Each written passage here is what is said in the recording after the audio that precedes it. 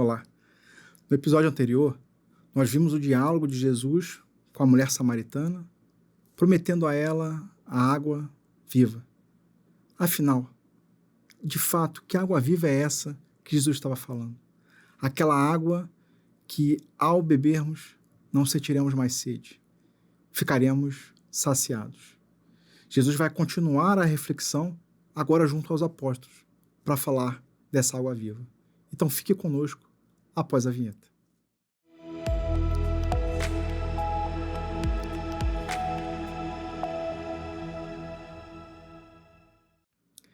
Seja muito bem-vindo, muito bem-vinda ao programa Páginas Espíritas da Comunhão Espírita de Brasília. Estamos aqui, nessa temporada, fazendo a leitura e reflexões desse livro, Boa Nova, de autoria de Humberto de Campos, recebido pelo médium Francisco Cândido Xavier.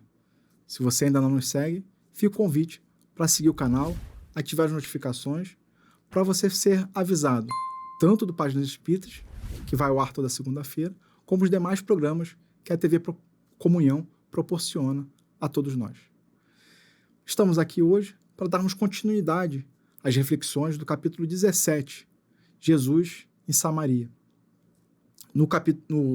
Na parte anterior, desse capítulo, da semana passada, nós vemos o diálogo de Jesus. Jesus estava saindo de Jerusalém para ir para Cafarnaum e parou em Samaria, no poço de Jacó, e ele começa a ter o diálogo com a mulher de Samaria, onde ela expõe toda aquela diferença que tinha entre os judeus e os samaritanos naquela época, a confusão mental que ela tinha, de assim, como eu vou adorar a Deus? E Jesus fala que o mais importante, vai chegar o tempo que não vai ser necessário adorar a Deus nem no monte, nem num templo, A comunhão com Deus, ela vai ser íntima. E aí a conversa, ela pausa, porque Jesus vai se reencontrar com os discípulos que tinham deixado ele ali, que eles foram procurar comida. E assim narra Humberto de Campos. Daí a alguns instantes, acompanhados de grande número de populares, chegavam os discípulos, admirando-se todos de encontrarem o Messias, em conversação íntima com uma mulher. Então, assim, eles se assustam, vendo Jesus conversando com uma mulher. E não só uma mulher samaritana. Então, é o mesmo susto que a própria mulher sente, quando Jesus pede água para ela. Então, assim, se a gente for lembrar no início do capítulo, Jesus pede água para ela, ela assim, poxa, mas por que você, judeu, está me pedindo alguma coisa? Então, ela se assusta pela diferença entre o homem e a mulher e a diferença das tribos, E os discípulos também, eles ficam ali meio que admirados, com Jesus conversando com aquela mulher. Nenhum deles, todavia, aventurou qualquer observação menos digna ou imprudente. Então, assim, eles viram, mas não falaram nada, zíper na boca. Observando que o Messias se preparava para retirar-se em busca da aldeia mais próxima, a samaritana, eminentemente impressionada com as suas revelações, solicitou a presença de todos os seus familiares e vizinhos, a fim de que o conhecessem e lhe ouvissem a palavra. Então, ela começou a tentar juntar o maior número de pessoas, os vizinhos, familiares, para poder ouvir Jesus. Tiago e André, que eram irmãos, haviam trazido pão e algumas frutas e insistiam com Jesus para que se alimentasse. Então, ele conseguiu pão e fruta, estavam ali, Jesus, come um pouco aí, a gente veio daquela caminhada. O mestre, porém, aproveitou o instante para mais uma vez ensinar o caminho do reino, com as suas palavras amigas, compondo parábolas singelas. Então, embora João e Tiago tenham oferecido comida, ele aproveitou aquele momento para propagar o evangelho, pegando algumas parábolas e ensinando algumas coisas para aquele grupo de pessoas que a mulher samaritana reuniu. Muita gente se aglomerara para ouvi-lo. Eram viajantes que demandavam regiões diferentes, a par de grande grupo de samaritanos de opiniões exaltadas. Então, assim, juntou os vizinhos, os familiares da mulher samaritana, mas depois tinha um pessoal que estava passando também, se juntou. Jesus está falando e foi juntando um grupo, inclusive, um grupo de samaritanos com opiniões exaltadas. Por quê? Jesus era judeu e tinha um atrito entre samaritanos e judeus, A mulher samaritana, inclusive, até fala que um tempo atrás, um judeu feriu um samaritano por causa de opiniões acerca de comida impura. Então, assim, de como preparar a comida, eles brigaram, um judeu e um samaritano, por causa de comida, né? Então, a que nível estava o atrito entre as duas tribos, né? Os dois povos. A enorme assembleia se pôs a caminho, mas o mestre continuou espalhando as suas promessas de esperança e de consolação. Então, começou a crescer muita gente em volta, né? Alguns ali curiosos, outros não gostando muito, mas Jesus continuou falando. Nesse interim, Filipe consultou os companheiros, né? Então foi lá falar com o André e o Tiago, falou assim, olha, e aí, Jesus comeu? Não comeu, ele te ofereceu, ele não para de falar, ele está colocando para comer, ele não comeu. Aí Filipe foi lá, conversou com eles, e aproximou-se de Jesus, rogou-lhe carinhosamente, mestre, por favor, aceitai um pouco de pão. É indispensável cuidardes do sustento, descansar e comer. Então, assim, eles sabiam, né, que Jesus estava em Jerusalém, eles vieram caminhando uma longa estrada, fazendo as pregações, né, ajudando um ao outro, e aí Jesus para ali e continua falando. E ele falou assim, pô, descansa um pouco, come, recupera as energias, né, por favor. Olha a resposta de Jesus. Não te preocupes, Filipe, disse o Messias com reconhecimento. Não tenho fome. Aliás, recebo um alimento que talvez os meus próprios discípulos ainda não puderam conhecer. Aí bagunçou a cabeça, né? Falei assim, olha, a gente está com fome, a gente comeu, né? Provavelmente eles já tinham comido e estavam querendo oferecer. E aí Jesus está sem fome? E aí Jesus não para aí, ele fala assim, não, eu recebo um alimento que talvez vocês ainda não puderam conhecer. E aí vem, né? Qual?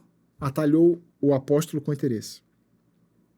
Antes de tudo, meu alimento é fazer a vontade daquele Pai misericordioso e justo, que a este mundo me enviou, a fim de ensinar o seu amor e a sua verdade. Meu sustento é realizar a sua obra. Aí eu falei assim, ixi, aí ferrou, né? Porque Jesus está falando assim, olha, que alimento é esse que está deixando ele saciado? Aí ele fala o seguinte, olha, esse alimento é ensinar o amor e a verdade de Deus. Então, o meu sustento é realizar a obra de nosso Pai. É verdade, observou o discípulo, olhando a multidão que os acompanhava. Vede melhor os corações, e não podemos perder essa oportunidade de divulgar a divulgação da Boa Nova. Levaremos para Cafarnaum mais esse triunfo, porque é incontestável que obtivestes aqui, entre os samaritanos, um dos nossos maiores êxitos. Então, assim, Jesus está percebendo a importância daquele momento, né? Porque ele está falando de uma boa nova, de um reino dos céus, só que ele sendo judeu para um povo samaritano, que não gostava do judeu. E mesmo assim, alguns corações do povo de Samaria estavam se sensibilizando pelas palavras do mestre. Então aqui coloca assim, foi uma grande oportunidade que Jesus se aproveitou naquela situação para divulgar a boa nova. Tiago e André ouviam silenciosos o diálogo, né? Porque a percepção de Filipe, né, foi assim, olha, então isso aqui é muito importante, né? Porque eles queriam, né, os discípulos, que o povo de Samaria se convertesse ao povo judeu. Aí já começa a distorcer as coisas, né? Ah, pô, realmente, estamos aqui, né? Então, assim, a gente vai se aproximar. Eles vão fazer o que a gente acha que é o certo. Aí Jesus vai ponderar. As palavras entusiásticas do apóstolo, que é o Filipe, né? O mestre sorriu e acrescentou. Não é isso propriamente o que me interessa. O êxito mundano pode ser ondulação de superfície. Então, assim, não era essa conversão entre judeus e samaritanos que interessava Jesus. O de que necessitamos em todas as situações é entender que o Pai deseja de nós. Como todo o seu anelo é do bem, eu trabalho, mas sem me prender ao anseio das vitórias imediatas. Então, assim, Jesus fala assim, é importante aquela situação? Sim, mas não era essa divisão, né, essa coisa superficial. Não é isso que Jesus estava buscando. Era algo que para plantar a semente. Ele até coloca o seguinte, ó, eu trabalho sem me prender ao anseio das vitórias imediatas. Então, assim, a vitória não é imediata. Ele vai plantar a semente. Inclusive, né, Humberto de Campos narra aqui que tinha um grande grupo de samaritanos de opiniões exaltadas. A semente está plantada. Ah, está blasfemando, gritando contra Jesus, o quê? Está plantada. Em algum momento, aquela semente vai brotar. Em algum momento, aquele espírito vai refletir sobre o que ele ouviu de Jesus naquele momento, né? Então, é aquela conquista, né, que não foca no curto prazo. É uma coisa de médio, longo prazo. E, dirigindo o olhar para a turba compacta de seus seguidores, exclamou para os companheiros: acaso poderemos admitir que já somos compreendidos? Calemo-nos por alguns instantes, a fim de ouvirmos a opinião dos que nos seguem os passos. Então, assim, Filipe estava achando que tinha tido uma vitória naquele momento, né? E Jesus fala assim, será que realmente a gente teve uma vitória agora, nesse momento? Vamos nos calar um pouco e ouvir o que eles têm para dizer. Fez-se silêncio entre ele e os 3 discípulos, de modo que podiam ouvir distintamente os diálogos travados entre os que se acompanhavam. Então, eles fizeram silêncio para ouvir o que as pessoas estavam falando. Acreditas que seja este homem o Cristo prometido? Perguntava um samaritano de boa figura aos seus amigos. De minha parte, não aceito semelhante impostura. Este nazareno é um explorador da piedade popular. É certo, concordava o interpelado, mesmo porque, em sua terra, não chega a valer um denário. Pelos próprios parentes, é tido como inimigo do trabalho e há quem duvide de sua preguiçosa cabeça. Então, já começam a pontuar ali de que Jesus não era bem quisto, inclusive entre seus familiares. Então, assim, será que ele é o Cristo? Nem dentro da própria família ele é aceito? É um louco de boa aparência, dizia uma mulher idosa para sua filha. Pelo menos essa é a opinião que já ouvi de habitantes de Cafarnaum. Então, assim, lembra que Jesus, ele ficou nesse tempo, né, da propagação do evangelho na casa de Pedro, que ficava em Cafarnaum. E aí essa mulher está falando assim que lá, o pessoal de Cafarnaum, né, os vizinhos, ali na aldeia ali que Jesus estava, também não gostavam muito dele. Entretanto, cá para mim, eu acredito que seja um grande velhaco. Por que se meteu com pescadores quando alega ser tão sábio? Então, assim, se ele é tão sábio, por que se envolveu com os pescadores? Por que não se transfere para Jerusalém ou mesmo para o Tiberíades?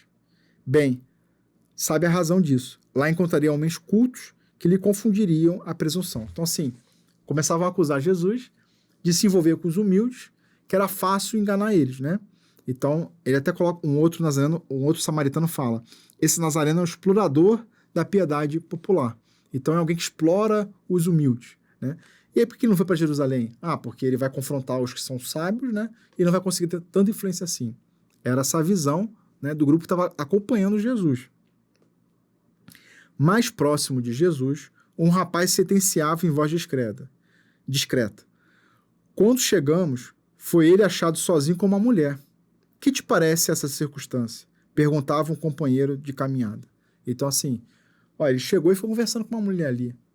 Que é estranho, né? Voltando, né? Que naquela época a mulher era subjugada, né? Então os homens não se dirigiam muito às mulheres, né? Se dirigia mais no ambiente familiar. Então, um homem que não conhecesse uma mulher, era muito difícil eles travarem um diálogo. Ainda mais sendo de tribos diferentes. Então isso também chamou a atenção e os samaritanos estavam falando. Certamente desejava salvá-lo a seu modo, replicou com malicioso riso o inquilino. Olha o sarcasmo. Eu acho que ele queria salvar ela de algum modo, já pensando em segundas intenções. Olha quanta maldade tinha no lábio das pessoas. Hoje ainda não é muito diferente isso. Num grupo vizinho, falava-se acaloradamente, de forma calorosa, né? Esse homem é um espertalhão orgulhoso, dizia convicto um velhote. Só faz milagres junto das grandes multidões, para que citam virtudes sobrenaturais nas suas mágicas. Então, ele falou assim, olha, ele até faz alguns milagres, mas é só com a grande multidão para movimentar, para fazer as pessoas se converterem à vontade deles, né?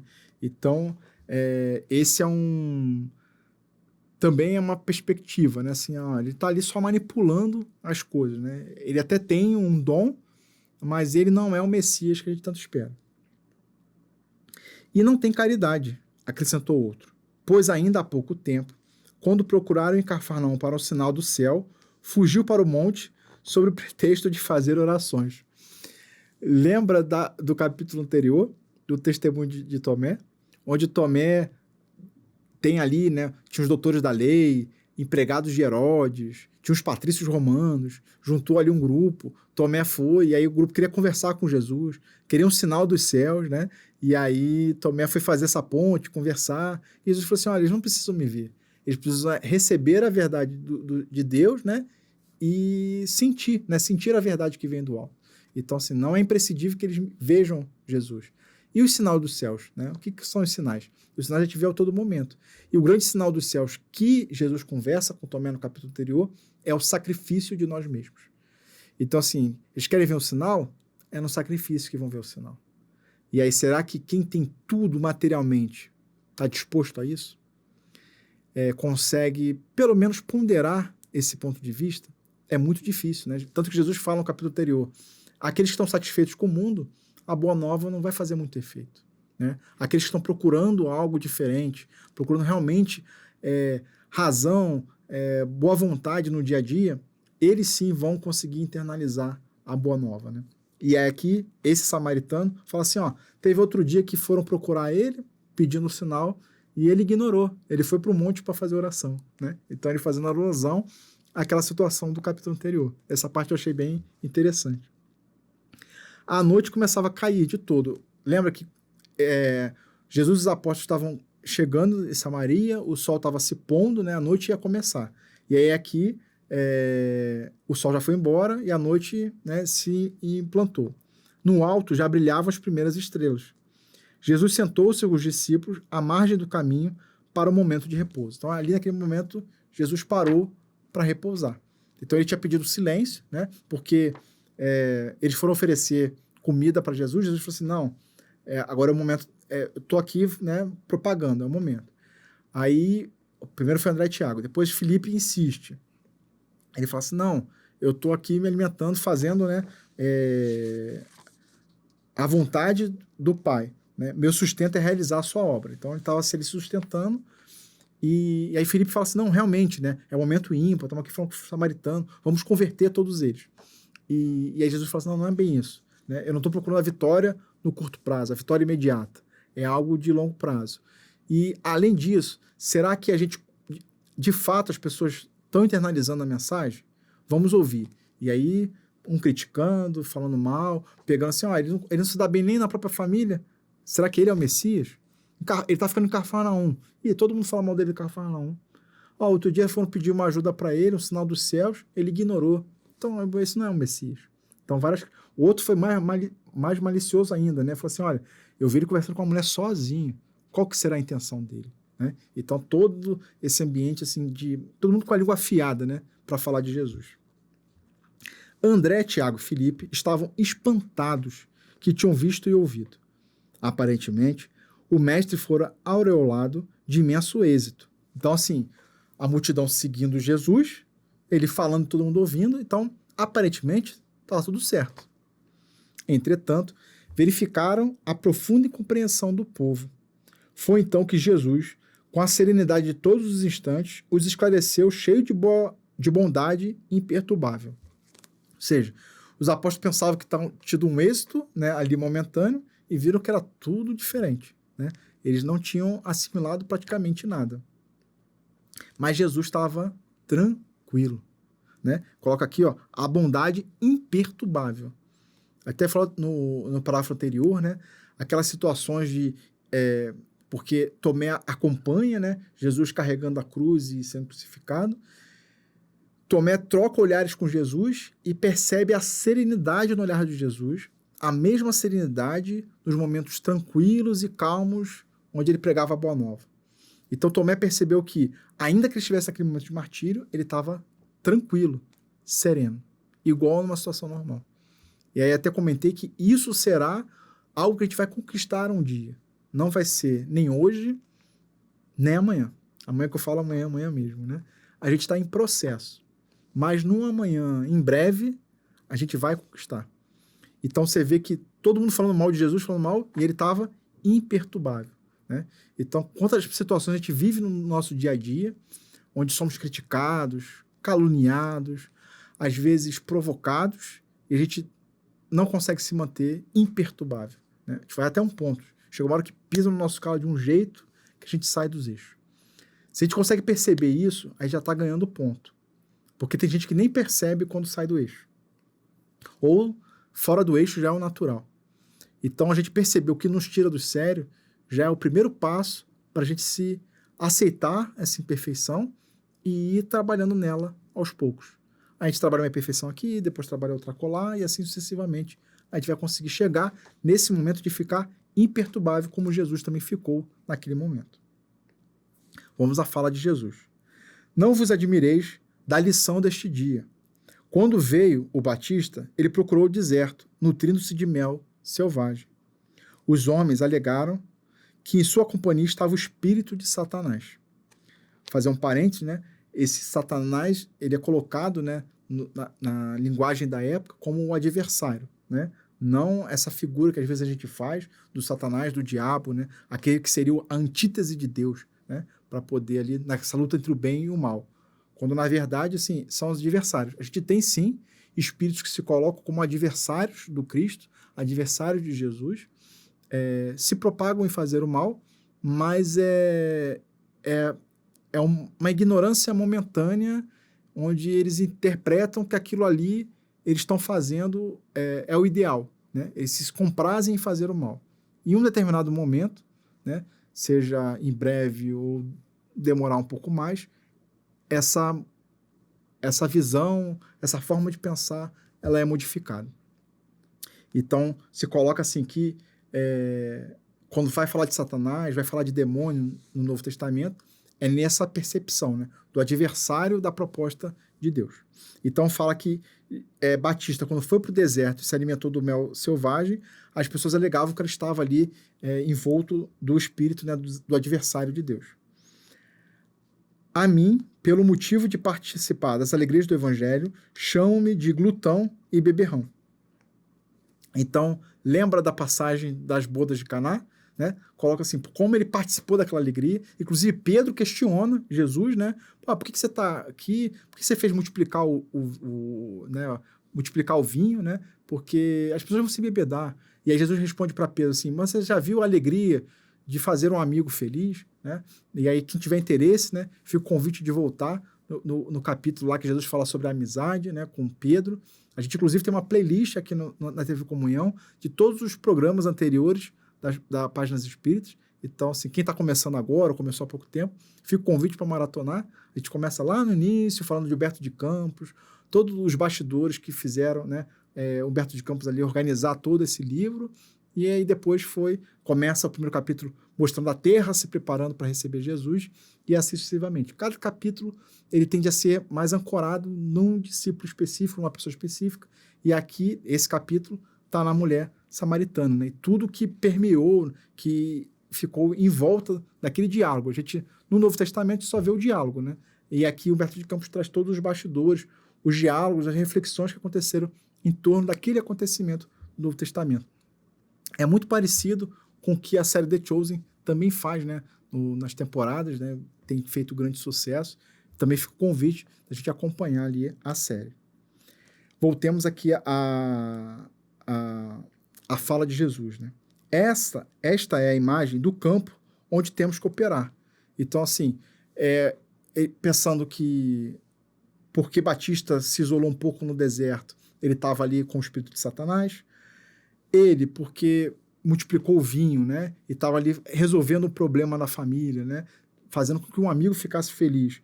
Ele foi chamado de beberrão. Então, essa é a imagem do campo que teremos que operar. Por toda parte, encontraremos samaritanos, discutidores, atentos aos êxitos e referências do mundo. Observai a estrada para não cairdes, porque o discípulo do Evangelho não se pode preocupar senão com a vontade de Deus, com o seu trabalho, sob as vistas do Pai e com a aprovação da sua consciência.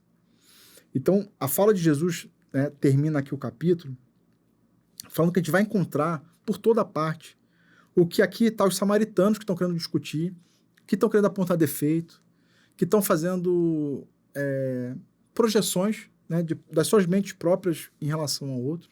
Né? Você não vê lá, um começou a falar assim da maledicência que Jesus provavelmente estava tendo com a mulher samaritana. Então, é algo interno que projeta no outro.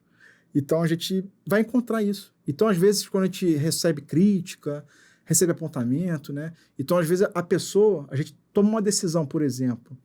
Às vezes, quem vai nos criticar não tem a coragem de fazer o que a gente está fazendo. Não tem a coragem de seguir o que a gente está fazendo.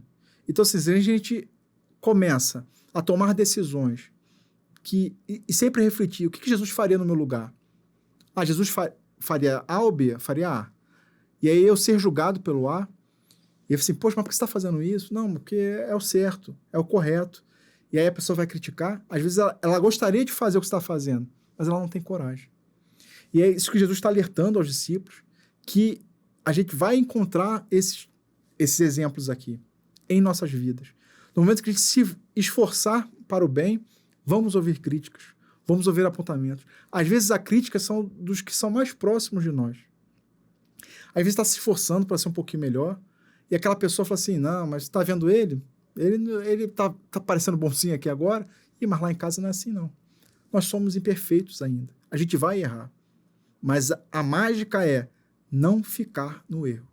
É a gente refletir no que erramos, levantarmos e seguirmos em frente. Até o momento que a gente, naquele erro, não vamos cair mais. Aí a gente vai para outra situação.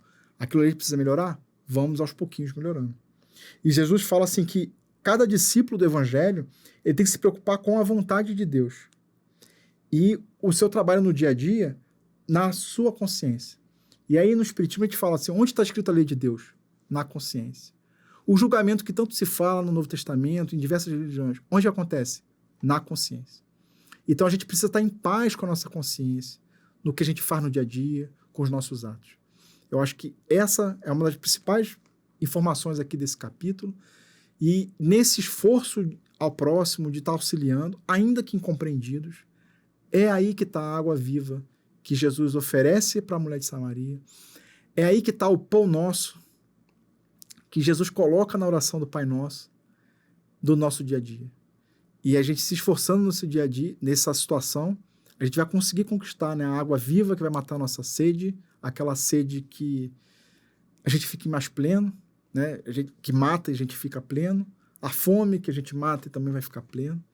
É uma coisa que a gente vai conquistar aos poucos, assim como provavelmente a mulher de Samaria, depois desse diálogo com Jesus, também se transformou.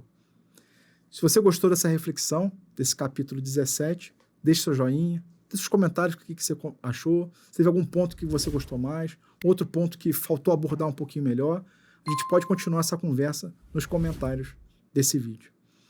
Fica o meu convite para na semana que vem a gente iniciar o capítulo 18, olha só, chamado A Oração Dominical. Então, desejo uma ótima semana para todos nós, que fiquem com Deus e até lá.